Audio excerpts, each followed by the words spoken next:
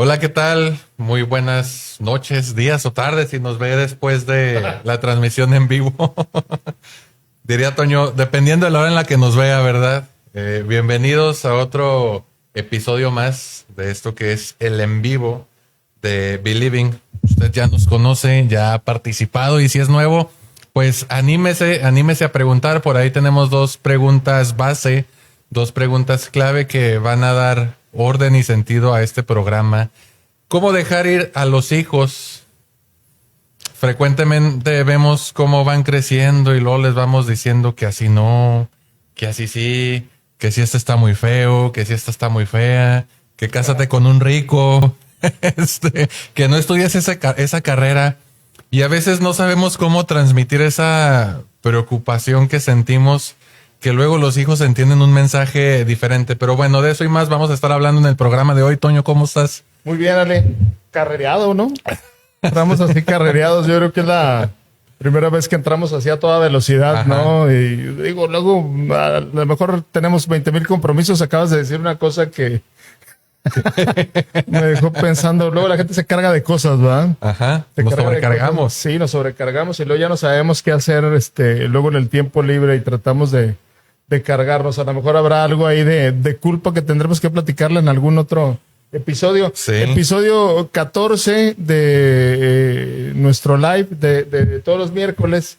¿Y por qué será un tema tan movedor, tan complicado de los hijos, Ale? ¿Por qué?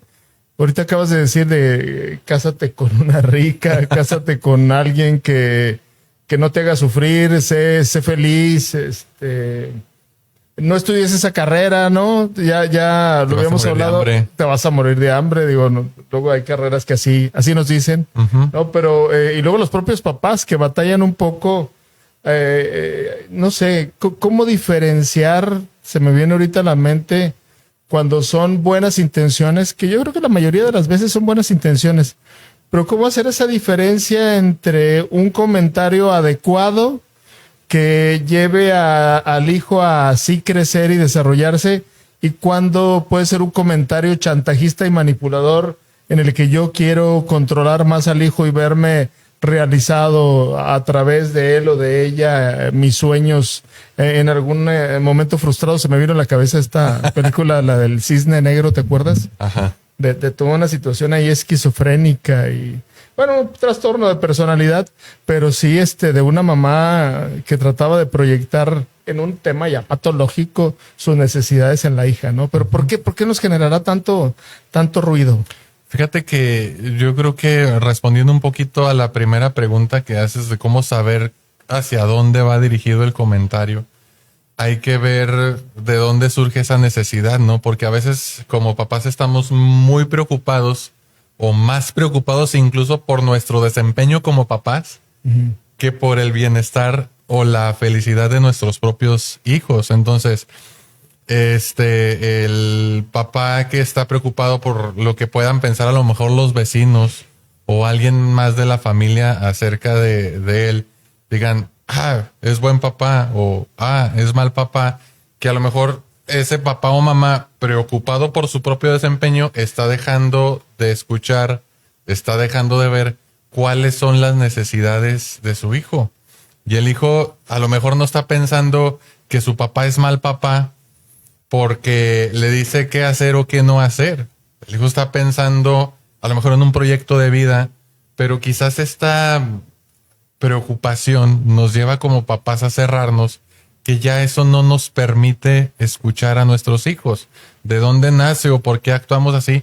Yo creo que puede ser en muchos de los casos por una preocupación genuina que siente el papá por hacer bien su trabajo. Y claro, por amor a los hijos, pero ¿hasta dónde es amor y hasta dónde es ansiedad? Porque ¿qué me lleva a pensar a mí o preocuparme en exceso por mi rendimiento? ¿Cómo fue mi propia historia con mi papá? ¿Qué fue lo que me dijeron? Porque muchas veces lo que se privilegia es la obediencia. Si tú sigues las cosas que yo te digo al pie de la letra, te va a ir bien. Ajá. Porque a lo mejor así, a mí así me fue bien como papá, pero mi historia no tiene que ser necesariamente la historia de mi hijo. Uh-huh. Y entonces, a mí me sirvió este camino. Si te vas por aquí, llegas al éxito, y si no, Pero también el programa pasado hablábamos mucho de la incertidumbre. Sí. Como papás, muchas veces no estamos dispuestos a lidiar con esa incertidumbre y a aceptar que los hijos también escriben su propio destino. Fue así como nosotros llegamos a ser papás, una decisión que nosotros tomamos. Al menos eso espero, ¿verdad? No, imagínate, o sea, no dudo que no haya gente que a lo mejor por presión le tocó convertirse en papá, ¿no? Ya ves que de repente lo ve ahí, ¿los hijos para cuándo? Y si no tienes hijos, no vales, o esto o lo otro. Sí. Ahora, tendríamos que entrar en este tema como de la... me llamó la atención ahorita que dijiste la ansiedad, como... ¿Cómo hacerle la gran diferencia? No, es que de todos modos tiene que venir algo de ansiedad. No tiene que venir algo así de híjole, y se estará equivocando. Ahorita vamos a agarrar el ejemplo de la carrera. No sé, yo crecí y fui médico toda mi vida y sé que luego la licenciatura y luego presentar exámenes para la especialidad y luego la friega que se meten los doctores en la especialidad. Y luego ya trabajar en el seguro, en el ISSSTE, en la privada y a ver dónde más, en un consultorio de CIMI. Yo, sí, ¿no? Luego se meten una friega en estos consultorios. Pero tenemos un camino larguísimo por recorrer en un doctor. Y luego sale el hijo, por ejemplo, que quiere estudiar una carrera corta, ¿no? O una carrera artística. Tienes toda la razón. No sé, quiero estudiar diseño, ¿no? O quiero ser cantante, por ponerlo un poquito más complicado. O quiero ser psicólogo. ¿Cómo hacerle para que esa ansiedad que la pudiéramos disfrazar de decir es que estoy pensando en lo mejor para ti? Que si lo vemos desde el plano médico, pues es cierto, se mete en una friega. Se tienen que hacer un lugar de entre tantos médicos y estando aquí en México en un momento muy complicado la medicina, ¿cómo hacerle ver al hijo que ese fue mi camino y no contaminarlo de la ansiedad en este ejemplo, por ejemplo? Híjole, fíjate que yo creo que para eso no hay una fórmula. ¿No hay receta? No hay una receta tal cual, pero tú has insistido mucho en un punto que es tener esa disposición, o sea, la disposición para escuchar. Sí. Porque muchas veces lo que hacemos, y lo hacemos por ansiedad, es hablar. Queremos dar respuesta a todas las preguntas y a veces no es necesario dar respuesta a todas las preguntas. De hecho, creo que una cuestión que como papás asumimos es que tenemos que ser perfectos para los hijos. Sí. Y los hijos a lo mejor entienden la perfección de otra forma, ¿no? Quizás para un hijo el papá perfecto es el que le da permiso en todo lo que se encapricha, pero tampoco puede ser uno como papá así. Sí. Pero también uno como papá puede pensar, lo tengo que saber todo. Tengo que tener toda la respuesta a cada pregunta que me hace mi hijo. Pero creo que es más valioso, no sé, que se acerque el hijo a preguntarte, oye, papá, no sé qué estudiar, ¿me ayudas? Y dices, caray, pues qué hace uno como papá, ¿no? A lo mejor siente que tiene que pues estudia esta porque te va a ir bien. A lo mejor el hijo no está esperando esa respuesta. A lo mejor el hijo está esperando, a ver, pues platícame qué has pensado. No, pues me gusta esto, me gusta lo otro, pero luego entra la ansiedad. Y, a ver, pues, ¿cuáles son mis problemas? Lo que refleja la ansiedad es que empezamos a hablar de cómo nos fue a nosotros en la feria. Y si en este momento puede ser que si yo como papá estoy pasando la negra en términos económicos, muy probablemente le voy a decir a mi hijo que escoja una carrera que le deje dinero. Te van a regañar porque dijiste, ¿la está pasando con un qué? ¿Cómo? ¿Negro? ¿Cómo? ¿La negra? ¿Está pasando la negra? ¿La estoy pasando negra en términos económicos? Ah, ok. Luego nos van a regañar que andamos nosotros siendo racistas con la suerte, ¿no? Digo, es obviamente un dicho, pero a ver. Ahí te ve la ansiedad. Claro, pero me pongo a pensar en este ejemplo. ¿Y cómo le hacen los papás que no han tenido esa comunicación con sus hijos y su hijo vio crecer a ese papá que se mataba casi por tener un trabajo por andar para arriba y para abajo, vieja ya vine, vieja ya me voy. Y no hay esa comunicación más que nada más la imagen de ese papá que va para arriba y para abajo. ¿Cómo puede llegar el hijo de repente a decir, oye, tengo una duda, quisiera platicar contigo?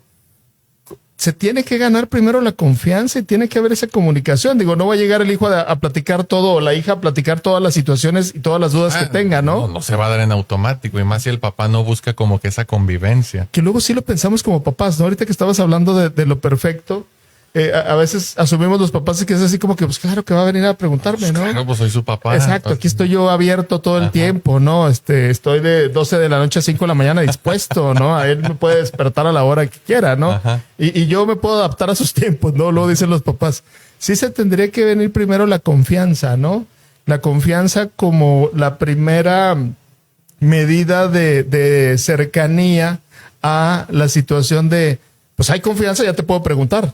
Ajá. Ahora, en el artista, primero escucharlo y luego, así como que pues, sí, ve por la vida, estudia eso como de joven y luego te metes a medicina o ¿cómo le debe decir el papá? Pues es que es igual que como conoces a una persona, ¿no? Hay que demostrar interés, porque es la forma que tenemos de conocer a un desconocido. Por ejemplo, yo sé que a ti te gusta el fútbol. Sí. Porque me lo has platicado, pero si fueras un extraño, a lo mejor lo puedo notar porque trae puesta la playera del poderosísimo Santos Laguna. Ah, muy bien. Entonces, aparte de buen gusto. Aparte de buen gusto, sé que le gusta el fútbol, ¿no? Entonces, ya sé con qué puedo platicar de Toño. A lo mejor a mí me gusta el básquetbol, pero si quiero conocerte, pues no puedo llegar y, oye, pues el básquetbol es el mejor deporte y Michael Jordan, y a lo mejor el de la playera de Santos no conoce a Michael Jordan, ¿no? Pero si quiero empezar a hablar de lo que a mí me gusta y me la paso hablando de lo que a mí me gusta y nunca doy foro para que los demás hablen de lo que a ellos les gusta, entonces el otro nunca se va a sentir con la confianza de platicarme lo que para él es importante. Y muchas veces como papás, solemos, digo, ya nos viciamos, ¿no? Porque la vida adulta también nos cierra los ojos o nos cierra perspectivas. Es como adultos muchas veces se nos olvida que el trabajo no es lo único importante. O sea, que también es importante disfrutar. Claro. Y los niños o los adolescentes están en ese canal. O sea, si te pones tú ahorita a hablar con un chavo de responsabilidades, no es que no te vaya a escuchar, pero me parece que no es la parte por donde le puedes llegar. Primordial. ¿Por qué no le preguntas de lo que le gusta hacer? Y a veces, fíjate, esto sucede porque pues, trabajé como maestro en preparatoria y yo me daba cuenta que a mí, por ejemplo, me gusta mucho el black metal, ¿no? Y soy rockero de corazón. De corazón. Pero también escucho a los Cadetes de Linares y no me cierro a Apache. Sí, de hecho, ahí los traigo en el carro. Camaleónico, ¿no? Y me daba cuenta que había chavos en la prepa muy parecidos a mí cuando yo estaba en la prepa. Sí. Pero que curiosamente ellos no interactuaban mucho con sus compañeros. Siempre estaban así como calamardo tímido, ¿no? Con las manillas así. Y me acerco y les pregunto, oye, ¿te gusta, no sé, Cradle of Filth? Ah, sí, profe, no, ¿qué es esto? Me empezaron a hablar de cosas que yo ya no entendía, pero como que se sentían en confianza de que el profe les preguntaba de algo que a ellos les gustaba. Y no sabes cómo se abrían. Digo, oye, ¿y en tu casa cómo te va? Dice, no, pues es que yo casi no hablo con mi mamá, yo casi no hablo con mi papá. ¿Por qué? Pues es que mi papá siempre se la pasa o tomando o en el trabajo, y mi mamá pues también siempre anda trabajando. Oye, ¿y tus hermanos? Nada, mi hermano casi no me habla porque él anda con los compas y a mí me ve como el raro. El tip es darles foro, o sea, escúchalos. Yo estoy seguro, papá o mamá que nos estás viendo, que tu hijo trae un tema con el que parece que está obsesionado. Sí. A lo mejor son los K-Poppers, a lo mejor es Minecraft. A mí, por ejemplo, a mis hijos les fascina jugar Minecraft. A mí me repatea el juego. Pero, ¿juegas con nosotros? Pues bueno, aunque sea 1 hora jugamos Minecraft, ¿no? Y ya sé que tienes que matar al dragón y que si vas al inframundo y que si haces un portal... Entiendo de Minecraft y me platican de Minecraft aunque no me guste. Digo, oye, ¿y a ti por qué no te gusta Fortnite? Y les digo, bueno, pues es que yo tenía alumnos en la prepa que no me ponían atención por estar jugando Fortnite, ¿no? En clase, pero ya saben qué me gusta a mí, qué me disgusta. Yo sé que les gusta a ellos y que no les gusta tanto, ¿no? Pero no tienen que ser tampoco hijos perfectos. Ajá. Y estamos esperando que ya porque son mis hijos y yo soy Alejandro, el psicólogo que sale en la radio, pues tengan que ser igual de buenos. No, no es cierto. Ajá. Sí, finalmente se van a aparecer en algún momento, ¿no? Y somos como la base. A veces querramos o no queramos que eso pase, ¿no? Entonces es así como irremediablemente a veces los hijos son lo que el papá no hubiera querido que fuera, ¿no? A veces es lo que alcanzan a agarrar de esa personalidad, por decirlo de alguna manera. Pero a mí me viene ahorita el pensamiento de hay algo detrás de los padres que critican las decisiones de los hijos. Y ahí es donde quisiera también como que enfocarnos un poquito. Es que si tú eliges tu propio camino, vas a dejar de tener un vínculo conmigo. Entonces vas a abandonarme, ya no me vas a necesitar. Y yo creo que la necesidad es el vínculo que se nos da al principio, ¿no? Pensemos en la hija chiquita o en el hijo chiquito. Va a ir creciendo, pero al principio te necesita totalmente. Sí. O sea, no va a ponerse el pañal solo, no va a agarrar el biberón y va a decir 2 de solución, ¿no? Y luego la bibi de la mamá humana, ¿no? O sea, no sé. Exacto. No va a decir, oye, ya voy al baño, ahorita vengo, voy a trabajar.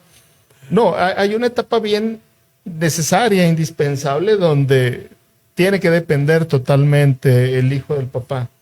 Pero luego esa etapa se extiende y se empieza a creer que el papá es necesario para el hijo. Yo siempre he insistido en esto de el padre, él siempre va a ser necesario, pero no de la misma forma, ni se va a relacionar de la misma forma. Entonces ahí es donde este desprendimiento, luego los padres no nos damos cuenta, pero hacemos como el intento inconsciente, que ahí es donde creo que nos tenemos que centrar en decir, es que todavía me necesitas.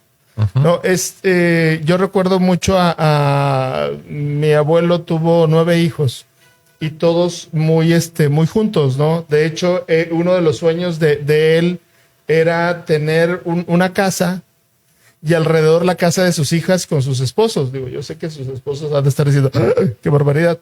Pero a mí me contaron eso como a los 10 años. Entonces, pues los primos, las primas, yo decía, ¡qué fregón! O sea, vamos a estar todos juntos. Ya después, cuando tienes 20 años, dices, ¡qué horror!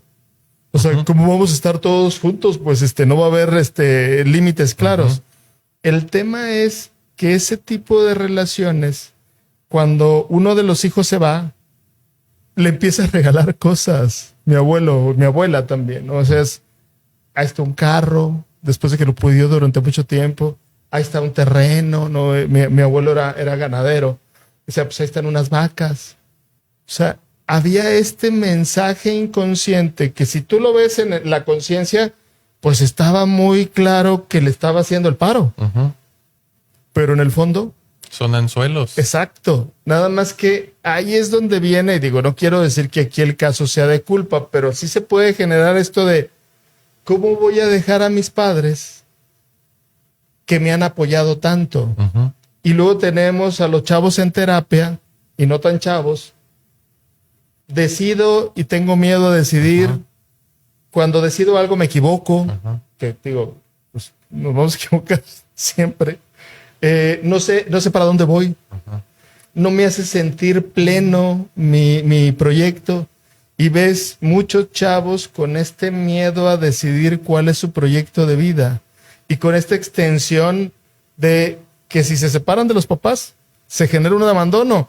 Y el papá que sigue siendo necesario, o sea, tiene 85 años, y los hijos le siguen consultando qué hacer con sus propios hijos, con su pareja y con sus negocios, ¿no? ¿Cuántas familias no conocemos que luego es, pues el negocio de la familia, ¿cómo lo vas a abandonar, no? Oye, pues yo de mecánica no sé ni más. Es más, ni me interesa, como dijiste ahorita tú, el Minecraft no me interesa.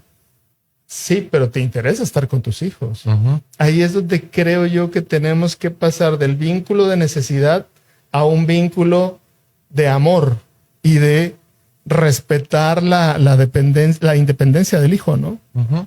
Me ves con cara así de susto, o sea, que No, estoy diciendo una barbaridad. No, ¿O qué? no, es que tú me haces pensar en otro ejemplo. Una ocasión, un conocido me decía que estaba muy preocupado porque no sabía cómo le iba a hacer para devolverle, o sea, pero genuinamente preocupado, ¿eh? No era una pequeña incomodidad, era No una era pose. de cómo le iba a devolver a sus papás todo lo que habían hecho por él. Y decía, francamente, a veces no duermo por estar pensando en esto. No lo podía ayudar, ¿verdad? Era un amigo, pero a lo que llego es, fíjate cómo luego esa sensación de deuda ata y lo que le pude devolver.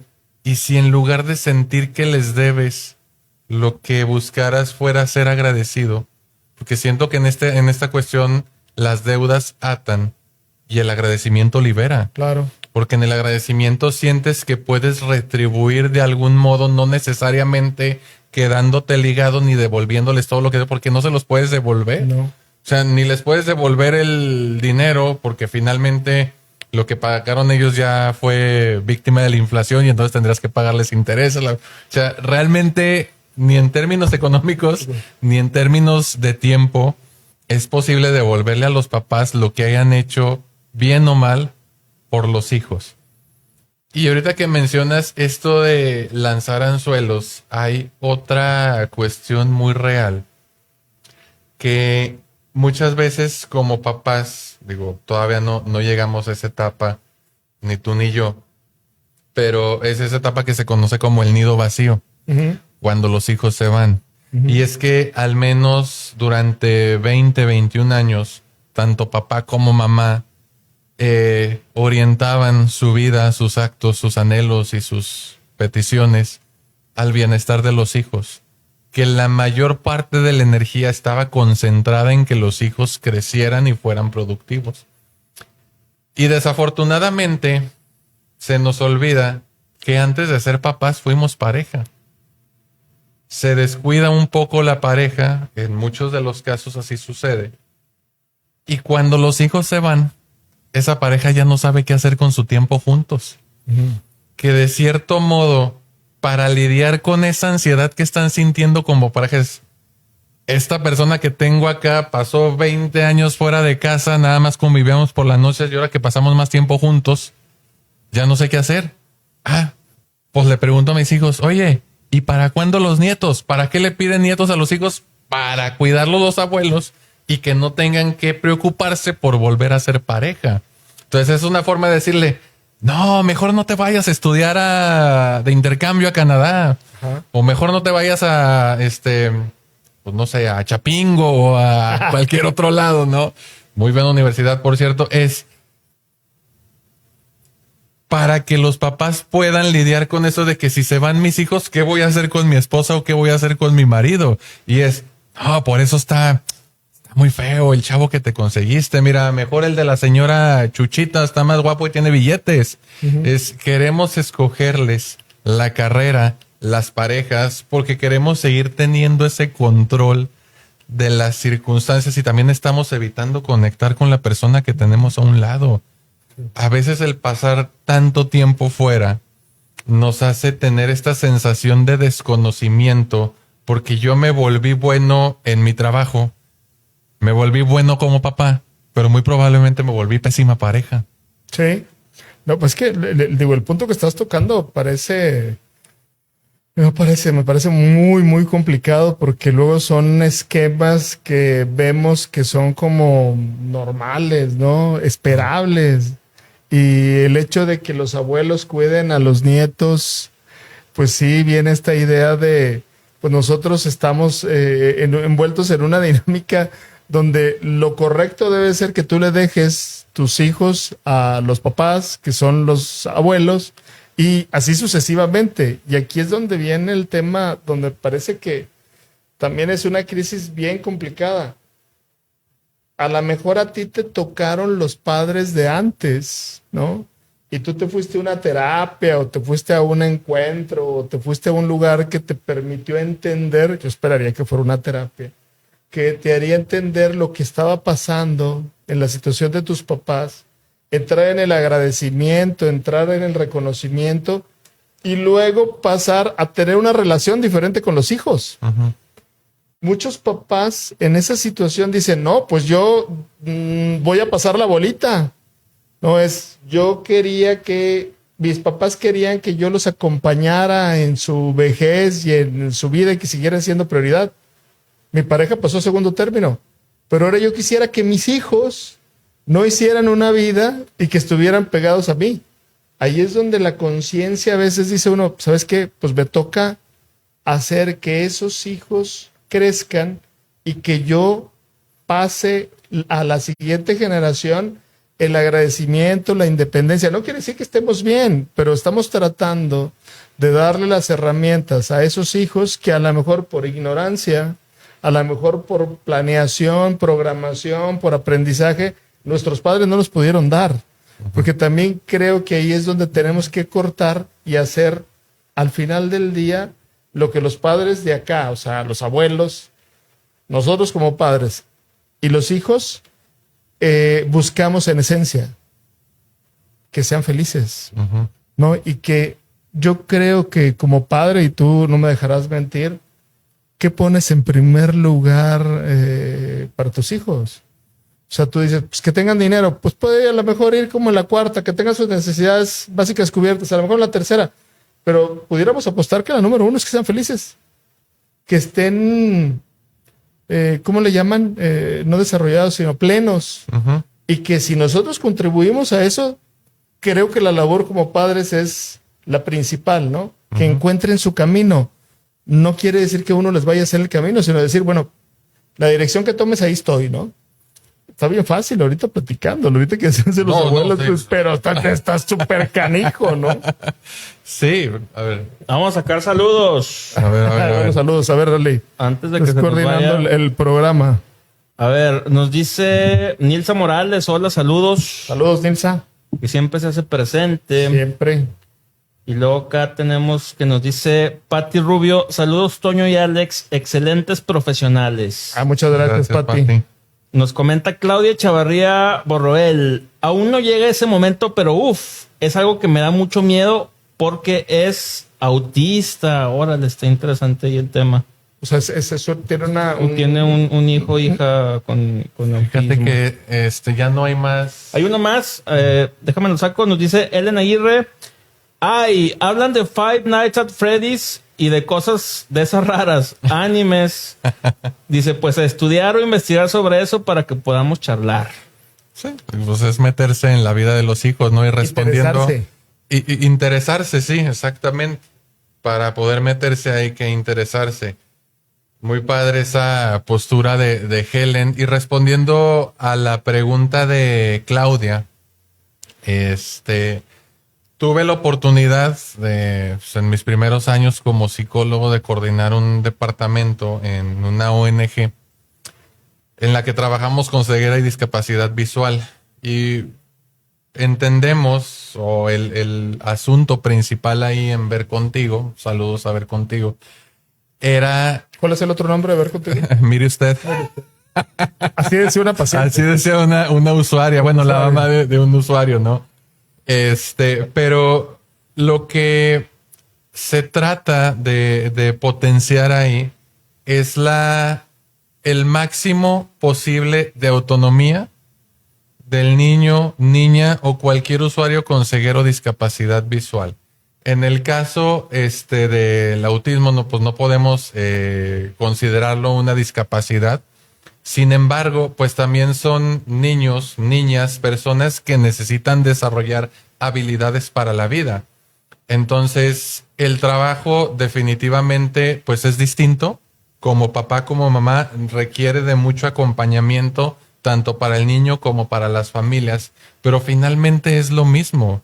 Es encontrar la forma en que el hijo con esa condición pueda desarrollarse al máximo que esa condición le permita. Y a veces como papás cometemos el error por el mismo miedo, porque yo me daba cuenta en esta institución que trabajaba, que la primera actitud que adoptan los papás de un hijo con X o Y condición es reaccionar con suma preocupación. Es completamente comprensible, pero luego también parte del trabajo del psicólogo es llevar a los papás, llevar a las familias a darse cuenta que la actitud sobreprotectora, lejos de ayudar al hijo, lo que va a hacer va a perjudicarlo, porque también hay que entender que como papás no somos eternos y que no vamos a poder estar todo el tiempo con nuestros hijos y que en algún momento nos vamos a ir de este mundo.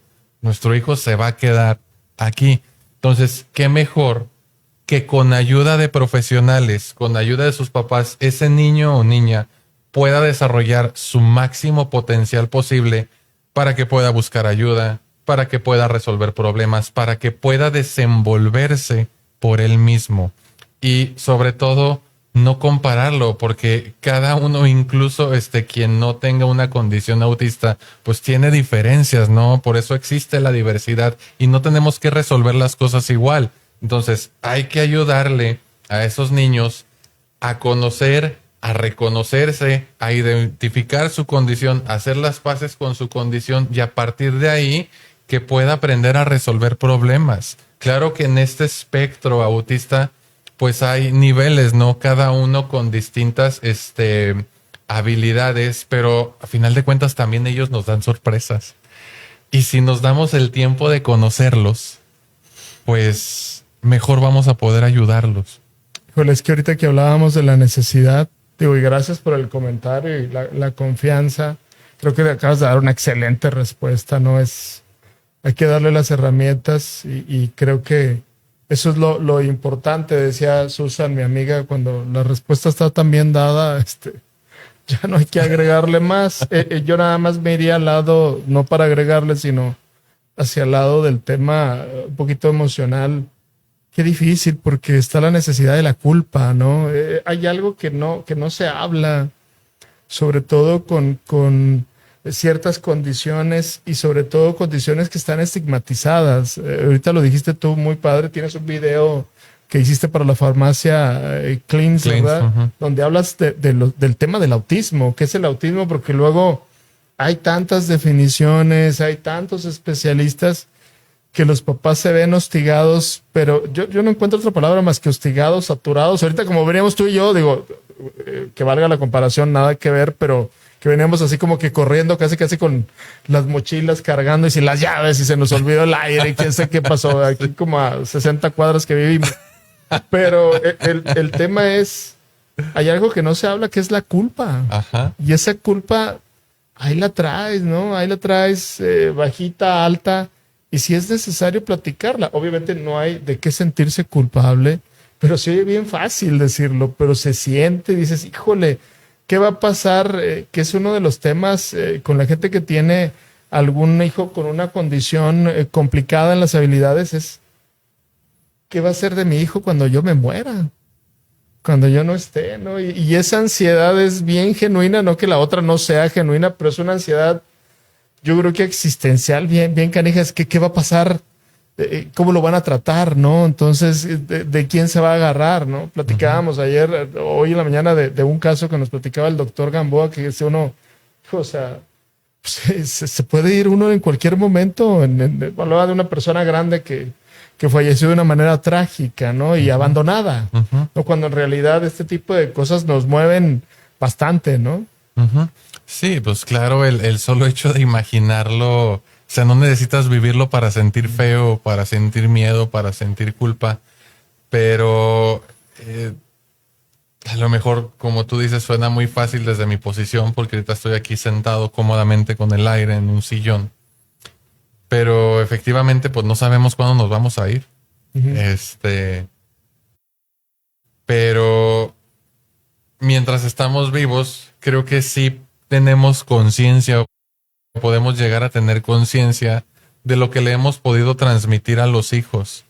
Y a lo mejor nadie se imagina un escenario caótico, ¿no? Pues nos perdimos en la jungla y a ver cómo le hacen los hijos, que de hecho hace semanas, si no es que meses, supe de un caso de 3, 4 hermanitos que habían viajado con sus papás creo que se perdieron en una parte de la selva y los chavitos lograron sobrevivir. La mamá, pues, intentó mantenerse con vida hasta donde pudo, pero creo que la niña, que era la hermanita mayor que tuvo que lidiar con los hermanos más pequeños, hizo referencia porque le preguntaron, oye, ¿y cómo sobreviviste?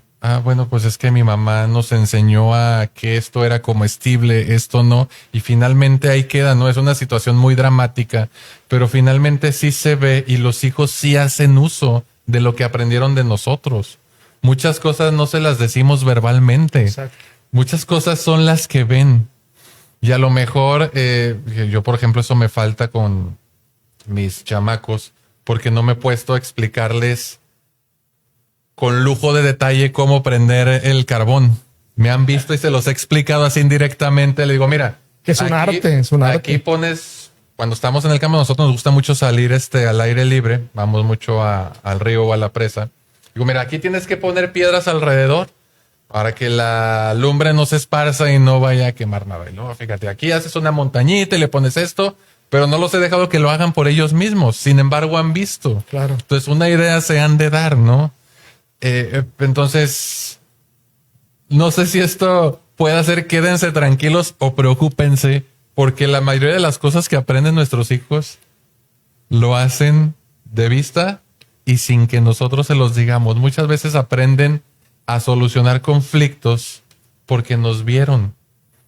Mira, mi papá cuando tenía un problema siempre buscaba hablar con la cajera que le dio el cambio mal. O fíjate, ya ves que te decía que me venía peleando yo con alguien en periférico y me sentía muy mal porque venía mi hija. Dije, ya le di un mal ejemplo, pero tratamos de no hacer eso todos los días. Sí, me habló y pidió una cita, le dije, tranquilo. No es cierto. No es cierto. Pero no te preocupes tanto por lo que dices. Preocúpate más por lo que haces y no te das cuenta. Bueno, digo, excelentes recomendaciones. Yo creo que hay que traerte así a la carrera, como dicen los viejitos, porque te está saliendo. Bueno, hay que recordar que también vienes terminando tu proceso terapéutico, sí, pero tú de paciente. Ajá, no, yo como paciente. Vienes ahora así como la carne como en su jugo. Movido. No, y aparte. Sazonado. Fíjate, yo me pongo a pensar ahorita que dices eso, a lo mejor un poquito. Ahora me tocó ser el filósofo a mí. Digo que muy malo, yo no conozco lo que tú sabes de filosofía, pero no sé, quisiera pensar, y estoy convencido de eso, que hay algo después de esta existencia. No podemos durar nada más 80 años y ya se acabó, debe de haber algo más allá. Uh-huh. Pero quiero pensar que está la gente que ya se fue, ¿no? Que quisimos mucho y que nos enseñó algo, y a lo mejor viendo orgullosamente o tranquilamente diciendo, mira, les dimos algo. Esta señora, ¿no? Que dices de la tragedia de la selva, es cómo le dejamos algo a la gente que amamos y trascendimos, ¿no? Ahí es donde yo creo que digo, se me ocurre que eso pudiera ser como una evolución, es decir, la existencia. La gente no se va, no nada más cuando la recordamos, sino cuando hacemos lo que nos enseñó y lo hicimos ya parte de nosotros, ¿no? Y yo creo que a ver si pudiéramos hablar de esto ahorita que está saliendo a tema lo de las otras vidas o haber estado en otro lugar. Yo me pongo a pensar, la gente siempre que le hacen como una hipnosis o que le hacen algún tratamiento medio esotérico el asunto, siempre dice que estuvieron con un faraón, ¿no? Que estuvieron ahí casi con Jesucristo, ¿no? Y luego estaban platicando con Buda, ¿no? Pero dices tú, a ver, ¿cuántos años tiene la civilización? Como para que todos salgamos ayudantes del faraón. No sé, ¿quién eras tú? Pues yo vendía paletas ahí en la esquina. O sea, intrascendente totalmente, ¿no? Eso me lleva a pensar que luego lo que uno recuerda de eso son los deseos que se quedaron atorados de lo que nunca llegamos a ser. Como que fueron nuestros deseos de querer. Yo era amigo de Pelé, ¿no? O sea, era, nomás que no me conté, me fregué la rodilla. O sea, creo yo que con tantos años de civilización, bueno, de supuesta civilización, pues no sé, estaba con Schindler cuando estaba en la lista, ¿no? De los judíos. Todos, pues digo, nomás es uno, 20 personas haciendo lo mismo. Creo yo que es donde están las fantasías, pero no sé, para dejarlo algún tema, porque todo el mundo dice eso, ¿no? Es que me hicieron una regresión y sucede que yo era amigo casi de Pedro el apóstol. Cabrón.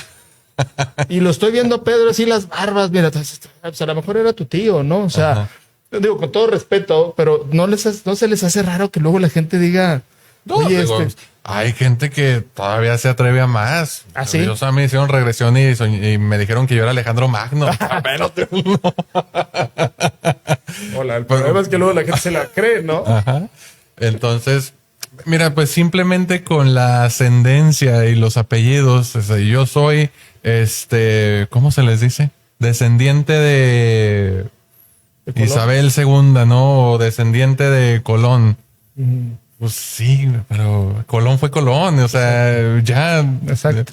A final de cuentas estamos intentando construir nuestra propia identidad con identidades prestadas. Y sí, o sea, revolviendo al tema de los papás, creo que también es una fantasía porque nos decía pero esto lo platicó muy padre la maestra Marisela Ibáñez. Ella hablaba de los muertos chingones. Dice que su abuelo le decía, su papá, que hay que ser un muerto chingón. ¿Qué es un muerto chingón? Pues alguien que aunque ya no está, vive a través del recuerdo. La gente no muere cuando lo sepultan. La gente muere cuando la última persona que lo conocía se deja de acordar de él. Como Coco. Sí. Entonces logramos vivir a través del recuerdo, pero también hay que entender que en algún momento ese recuerdo se va a desgastar y tenemos que dar paso a lo nuevo. No podemos querer seguir viviendo a través de nuestros hijos. Nuestros hijos tienen que tener su propia vida y ellos también tienen que entender que sus hijos tienen que vivir su propia vida. Tú pusiste un ejemplo muy padre hace algunos capítulos del el carro. Sí. O sea, hay veces en que vamos de copiloto, hay veces en que vamos en el asiento de atrás y hay veces en que nos tenemos que bajar. Yo, mi mamá murió cuando yo tenía 13 años y me acuerdo que parte de esa resolución del duelo fue que la soñé a ella. Íbamos mi mamá y yo en una carreta y me acuerdo muy bien que veía yo los árboles, íbamos como en un bosque. Yo soy mucho de que me gusta el asunto medieval y así lo soñé, ¿no? En una carreta, de repente se detiene y me dice, hijo, yo me tengo que bajar aquí. Y se va. Y en ese momento entendí que yo había resuelto mi duelo. Pero también hay que dejar que papá y mamá se vayan. No nada más los papás dejan que los hijos se vayan. Los hijos también tenemos que dejar ir a los padres. Sí, hijos, digo, qué bueno que compartes algo tan personal. Hijo, es que está canijo en esta parte, ¿no? Estamos preparados para todo menos para las pérdidas, para dejar ir. Y cuando luego decimos fluye, deja ir, suelta, ay cabrón, está bien difícil, ¿no? Y yo siento que aquí lo que acabas de compartir en un sueño lo pudiste hacer, ¿no? Sigo pensando yo que luego los sueños van más allá de lo que pudiéramos recordar, pero creo que es algo maravilloso. O sea, lograste despedirte de tu mamá y digo, si acéptame la creencia esta que yo tengo de la gente nos está viendo, pues yo creo que si alguien nos está viendo ahorita pudiera ser esa persona que estás diciendo tú, diciendo, mira, en otro chingón. plan. Pues, no, qué chingón, se bajó de la carreta y tenemos trascendencia aquí, ¿no? Y le estás enseñando a los chavos a prender el carbón. Tú vas a decir, oye, pero pues ¿qué trascendencia tiene prender el carbón? A veces la trascendencia no está en el hecho, sino el recuerdo. Exactamente. No es. Por eso yo creo que sigo pensando que cuando uno está en el carbón y que te digo, estamos ahí como güeyes viendo el carbón, ¿no? Con una cerveza en mano, muy norteño el asunto. Pero yo creo que nos llevamos a lo primitivo, ¿verdad? Hay una película donde inventan el fuego. Descubren, ¿no? Descubren, sí. La piedra del aviento. Se apagó. Creo que era George Harrison, no sé quién era el actor. La loca historia del mundo, creo que se llamaba. Pero es como estos recuerdos primitivos. Yo creo que hay muchas cosas de las que hacemos que sí es cierto, pueden ser nuevas, pero vienen de vestigios de gente de antes, ¿no? Sí, pues esa es vamos a decirlo así, la memoria genética, ¿no? Lo que quedó guardado ahí como recuerdo de la humanidad.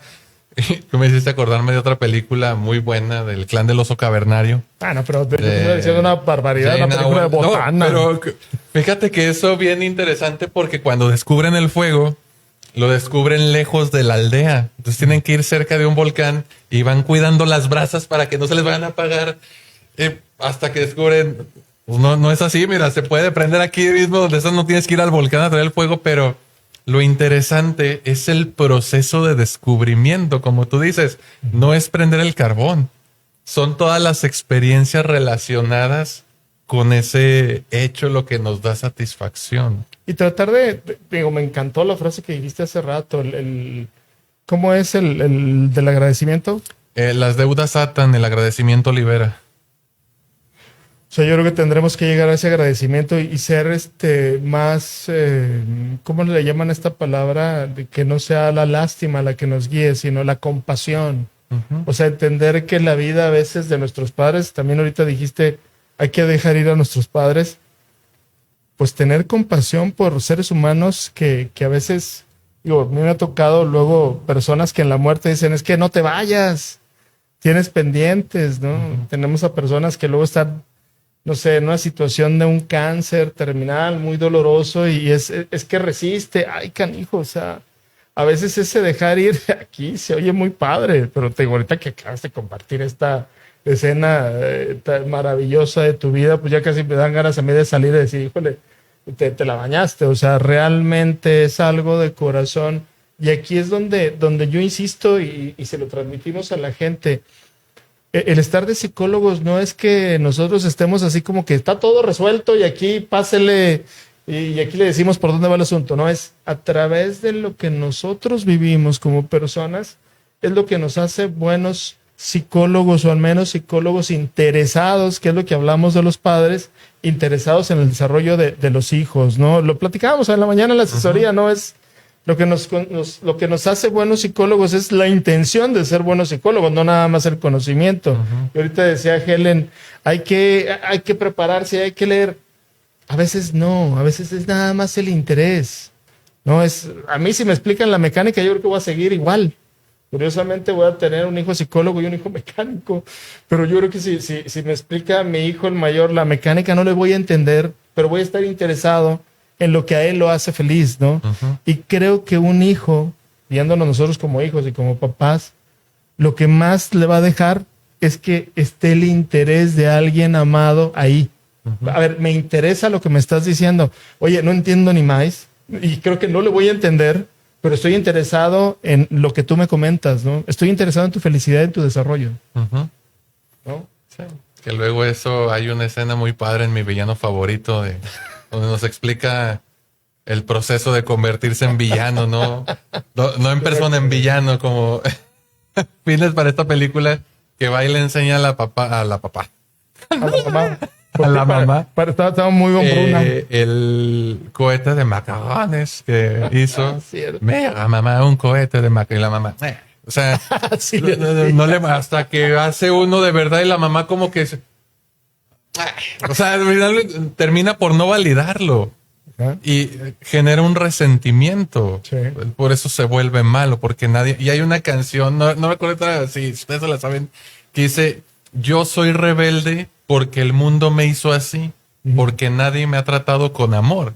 Si es la respuesta actuada del resentimiento hacia los papás, porque finalmente, si de niños nuestra mamá o nuestra cuidadora o cuidador nos valida a través de la mirada, a los hijos ya más grandes los validamos a través del interés. Entonces la receta para que sus hijos se vayan es muéstreles interés y deje que sean felices. Sí, fíjate, ahorita que esa es la mirada y ahorita que estamos así como que en confesionario, Sí, pues. por favor. Yo me acuerdo que cuando me gradué, que me tocó dar las palabras, que mis compañeros de la carrera dicen que yo me la roé, pero ya no sé si fue una cosa u otra. Quiero pensar que me dijeron que dijera, no, me dijo la directora. Un saludo a Graciela de Lara, a Chela de Lara. Y Zitac Lasalle se llamaba el del título. Cuando yo levanto la vista estoy muy desconcentrado, ¿no? Desde las primeras veces que habla uno en el micrófono, yo pensé que esa iba a ser la única. Y iba a empezar a hablar, y bien preparado, la hojita y todo lo que nunca, ¿eh? Creo que es la primera vez que iba a llevar algo escrito. Levanté yo la mirada y me estaba viendo mi papá. Pero yo creo que esa mirada de mi papá, yo decía, mi papá está viendo el rey de quién sabe dónde, dice uno. Güey, yo me quedé así como que me estoy titulando nada más. No, ya me falta la tesis, que lo tardé un chorro. Pero yo vi la mirada, ya me descontrolé. O sea, dije, no. De hecho, hay una escena donde yo estoy dando el discurso y hago esto como que me suena así, pero como adolescente. O sea, es realmente esa mirada que sale en una película. Ahorita que estamos hablando de película, se llama Hombre de Familia, que Nicolas Cage se regresa a vivir una vida alterna, ¿no? Que la vida que no se quedó con la futura esposa, decide trabajar o ser millonario, pues. Y hay un momento donde está viendo a la chica y la está viendo de frente a Tía Leoni, creo que la artista muy, muy guapa. Y le dice, ¿cómo le haces? Le dice ella. Dice, ¿cómo le haces para después de 10 años verme con esa mirada, no? O sea, son miradas que dice uno, son miradas de interés. Obviamente será una película, la que yo estoy platicando era la película de mi vida, que sí es real, pero dices, híjole, o sea, este señor a lo mejor me dijo te amo 10 veces, pero en las acciones me dijo te amo todo el tiempo, ¿no? Y lo padre es cuando tu papá te voltea a ver y dices, no manches, o sea, verdaderamente ese señor me quiere, no que lo dudes, sino dices, qué bien de repente que te digan, oye, güey, vas bien, ¿verdad? O es importante para mí lo que estás logrando, ¿no? Bajarse del carro, a veces como papá, hijo, dices tú, pero ¿cómo? O sea, ¿cómo voy a dejar Believing? Si en un trabajo le hace uno de bronca, imagínate con los hijos, está canijo, ¿no? Pero no hay comentarios, Marco, que ya nos estamos emocionando aquí, el Ale y yo. A ver. Nos dice Ana Clara Aguirre. Hola, buenas noches, saludos a todos. Buenas noches, saludos. Comenta, exacto, excelente tema. Exacto. O Y sea, luego por acá hay una comentario, duda, pregunta que necesito que me apoyen porque no estoy seguro si lo entiendo al 100. Dice, la voy a recitar. ¿La de Jorge? La de Jorge Tampoco Coco. la entendí muy bien. Nos dice, ¿por qué minimizar lo que dices anteponiendo lo que haces? No puede ser igual de poderoso dependiendo de cómo codifica la otra persona. Ya. Decir, tal vez sea más auditiva que visual. Ah, ok, ya entendí. se preguntó estilo Ale, ¿no? Sí, más en términos sofisticados, estructurados. Bueno, sí es cierto. No podemos tratar a todos los hijos igual porque entendemos que cada uno tiene formas diferentes de captar o de apropiarse, ¿no? De lo que hay fuera de él, ¿no? Sí, claro que debemos de tomar en cuenta cómo aprende mejor cada uno de nuestros hijos. A lo mejor uno con unas palabras basta, a lo mejor otro necesita que le dediques más tiempo a manipular cosas, pero tú lo has dicho muy bien en varias ocasiones, Toño. Hay que saber qué necesita cada hijo porque no los puedes tratar a todos por igual. Aunque los quieres a todos por igual, cada uno tiene necesidades distintas. Y no es que a lo mejor si le estás dedicando tiempo ahorita al más chiquito, eso no significa que dejes de querer a los más grandes, pero el más chiquito es el que te necesita en ese momento. Sí, es cierto, tiene razón, Jorge, gracias por la anotación. Hay que tomar en cuenta las particularidades de cada uno de nuestros hijos. Sí, él dice que por qué minimizar, ¿no? O sea, digo, y hay gente que más bien lo aprende de otro estilo. Y sí, el chiste está en conocer, siento yo, a tus hijos. Y también conocer a tus padres. Es que es una secuencia, ¿no?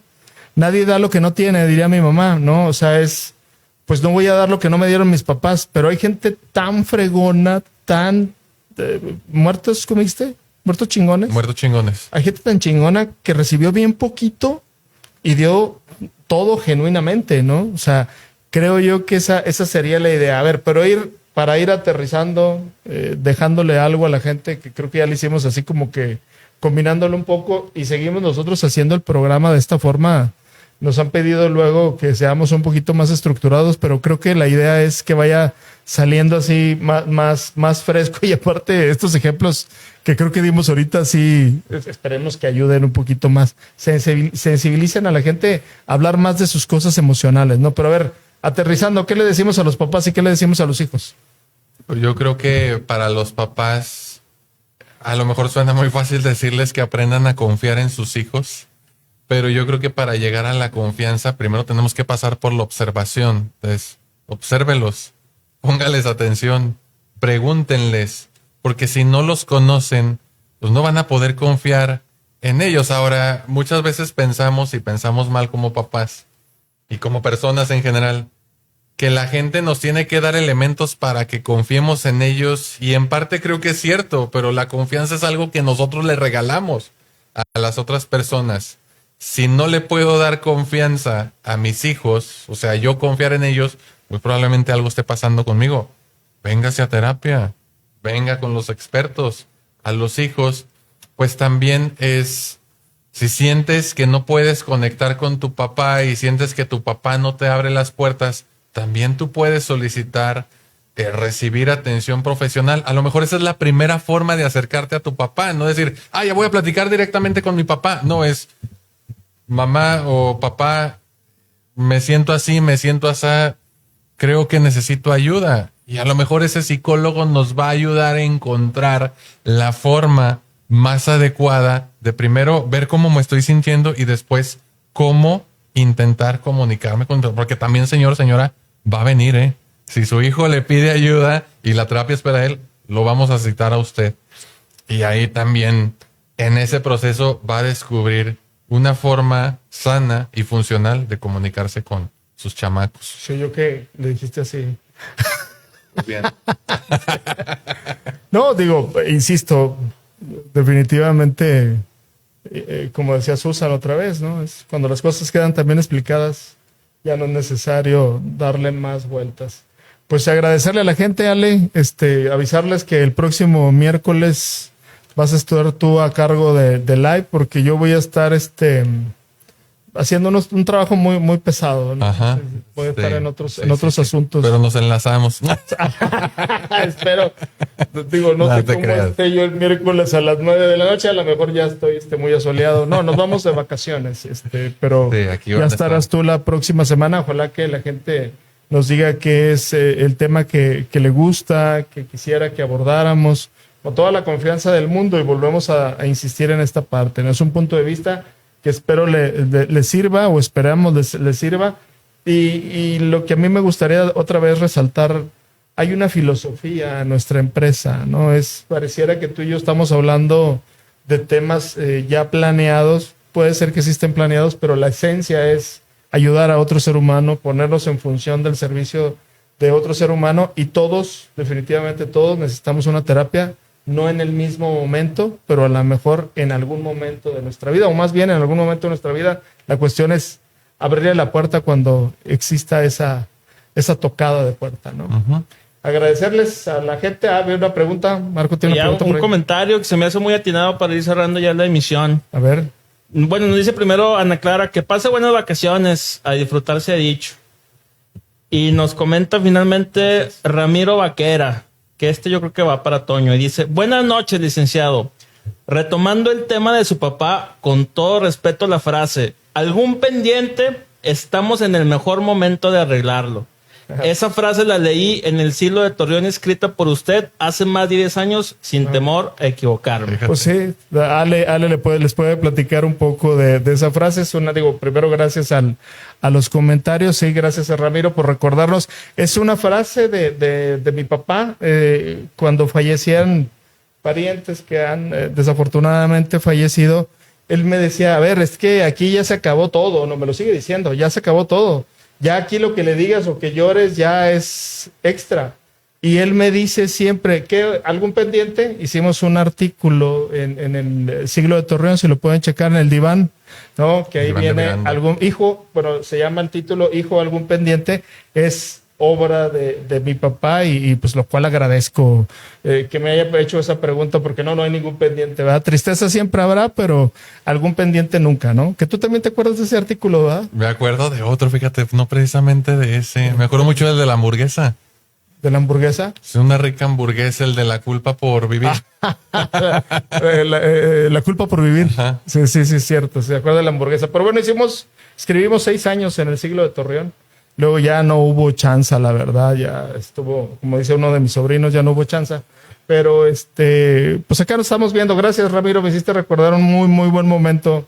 Muy padre, y la hamburguesa, me hiciste recordar también la hamburguesa, pero ahorita porque ya me dio hambre. Pero bueno, nos vemos el próximo miércoles a las 8 de la noche en punto. Se quedan con su anfitrión la próxima semana y yo regreso en 15 días. Gracias por los buenos deseos de las vacaciones. Espero llegar con un color que valga la pena. Así como la playera. Así como coral. Dale pues. Muchas gracias, Marco. Nos estamos viendo la próxima semana. 15 días. Bye, próxima bye. semana, dale. Bye.